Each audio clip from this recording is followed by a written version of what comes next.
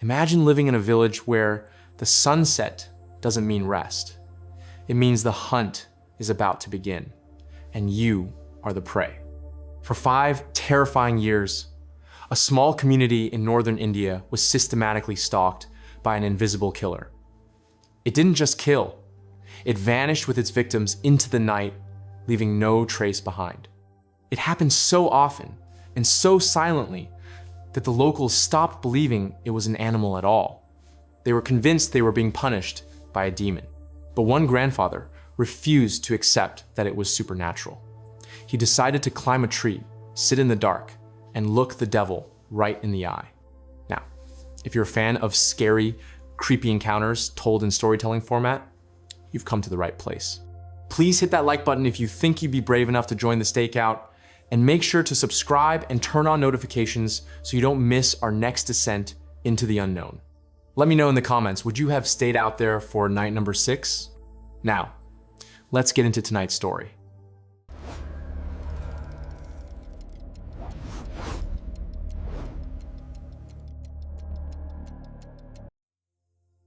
In the dead of night on September 24th, 1925, a 58-year-old man named Devi Lal sat perched high up in a tree in his little village in northern India.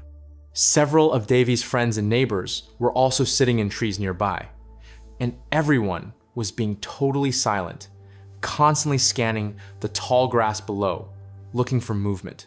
But so far, nothing had happened, and everyone was totally exhausted and terrified. So Devi had been around for a long time.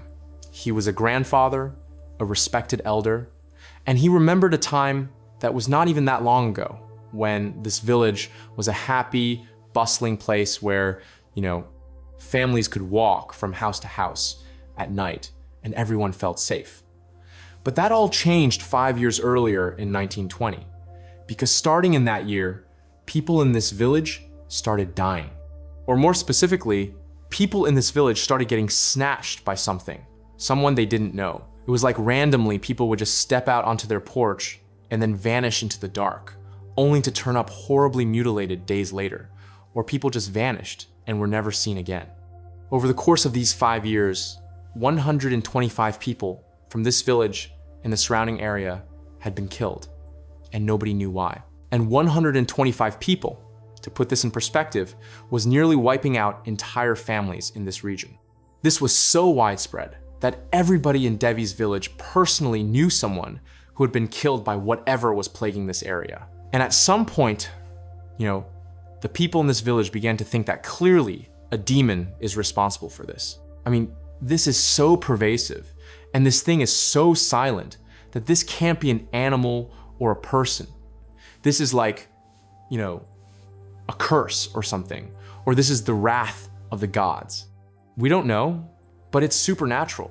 Like, we can't control this. It just is a part of living here. And so literally, this village, the people here had just grown to accept that, sometimes people just get dragged into the dark and die. There's nothing we can do about it. We just have to live with it. But Devi, he personally knew several people who had been killed, and he never took the stance of, well, it's supernatural and we can't do anything about it. Devi's like, no, we need to look into this. There's got to be an actual explanation for what's happening here. And so finally, in 1925, the tipping point was when a neighbor's daughter went missing right from her doorway one evening. And for Devi, he watched the village mourn, and he saw the fear in his own grandkids' eyes. And Devi's thinking, that could have been one of my own. This has to stop. We got to look now. We have to look into this now. And so Devi very forcefully rounded up some people in the village, his friends and neighbors and others who owned rifles. And he told them, tonight, we are going to set up a trap and stay out all night if we have to, and wait for this demon, this creature, whoever it is. We are going to catch them in the act and put an end to this thing. And because Devi was so motivated, so enthusiastic, and so ready to sort of lead this thing, he really quickly turned the tide of people's opinions in this village. It's like they went from being, wow, we can't do anything about it, to, you know what? Yeah, let's put an end to this thing. And so sure enough, that night, Devi and all these people he had got together for this hunt, they headed to this area on the outskirts of the village near the animal pens. They chose that spot because the majority of the recent victims who had been killed and mutilated were taken from the perimeter of the village near the livestock. And so Devi and the other volunteers, they make their way over to the edge of the forest. And they each climb into these large trees that overlook the clearing. And they all crouch down on the branches, kind of keeping their eyes on the grass and the animal pens. And there they sat, all of them constantly looking at the ground, trying not to make a sound to stay safe. And they're looking at the shadows. They're looking at the tall grass that's totally still. And, there's nothing moving. It's silent. And for hours, they just sat there nervously watching, waiting for something to happen. They didn't know what it was going to be. They didn't know if, one of the volunteers in the trees was suddenly going to be dragged down by this demon or whatever it was. But all night, on this first night of the stakeout, they're waiting and watching on edge, and nothing happens. And so Devi the next morning says, we have to do it again. We have to go back out there and do another watch because we know there's something out there. And so sure enough, night 2 rolls around, and now they have even more volunteers. They're motivated. They're up there in the trees waiting, watching the clearing, but nothing happens again. And this cycle continues for 3 more days where nothing happens. Devi is rallying people every night to keep going back out there, but the group is getting more and more tired. They're staying out all night. It's also sort of deflating to realize that, it looks like we don't have control over whatever's happening here. Like we can't catch this thing. We don't even know what it is. And so after 5 days of this, where they have seen nothing, no one's been taken, no one's been killed, and it's been totally quiet. Devi rallies the people one more time. He goes, one more night. Give me one more. I know we're gonna catch something. And so he got the village to kind of agree to go out for one more night. And this night, unlike the others, Devi decided to do something different to try to sort of entice, whatever this creature was out of hiding. He took a young goat and tied it to a stake right in the middle of the clearing, believing that, whatever was killing these people was hungry. And so that night, the 6th night, Devi and the others, after securing the goat, they climb back into the trees, waiting and watching, and it's silent and it's dark. And at first, nothing happens. And as the night goes on and on, people are starting to think, it's just another night where nothing's going to happen. And people are starting to get restless. And Devi's signaling them like, be quiet, stay still. We have to wait. We gotta watch, see what happens. Hours and hours go by, nothing.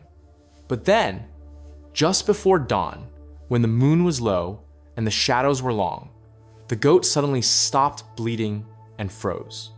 And people are really starting to pay attention at this point because they begin to hear something. It wasn't a growl, but the sound of dry grass crunching very softly. It appeared to be coming from the tree line, but it was hard to tell. They're looking out at the clearing, and it's just dark shadows. And everyone's kind of looking out like this is the first time anything has happened during one of these stakeouts. And Devi, he's gripping his rifle, telling himself, stay steady. And they're looking out at the grass and it's still, but suddenly there was a flash of movement. It was so fast that at a certain point, Devi, he barely had time to raise his weapon. And as that begins to happen, even with the minimal light, they see this massive spotted shape launch itself from the darkness. Something's attacking the goat. And so everybody's looking and gasping. Everyone's terrified. Devi looks down and sees the creature is on the bait, but it pauses, sensing the trap. And then eventually, Devi takes a breath and fires. The shot rings out and fills the air, and everyone's frozen. The creature lets out a terrifying roar that shakes the trees. And Devi, who had been waiting for this moment, knew he hit it. And so he scrambled down from the tree and began screaming for everyone to come down and bring the lanterns. And so the villagers came pouring out of the trees and from the nearby houses. And they all descended on the clearing where the goat was. And they found the creature lying there, breathing its last breath. And they suddenly realized that what had been plaguing their village was not a demon. It was instead the most cunning, massive leopard anyone had ever seen. This leopard was old, battle-scarred, and huge. I mean, this thing is a monster. And for 5 years, this leopard, which became known as the man-eater of Rudraprayag, had been sneaking into the village, ignoring the livestock, and specifically hunting people. And nobody had stopped it. Or more specifically, anyone who had tried to stop this beast did not live to tell the tale. The village finally felt safe again, realizing the demon was just flesh and blood after all. That is going to do it for tonight's story. It really makes you wonder, how many times have we attributed something to the supernatural, only to find out the truth is actually a flesh and blood predator staring right back at us.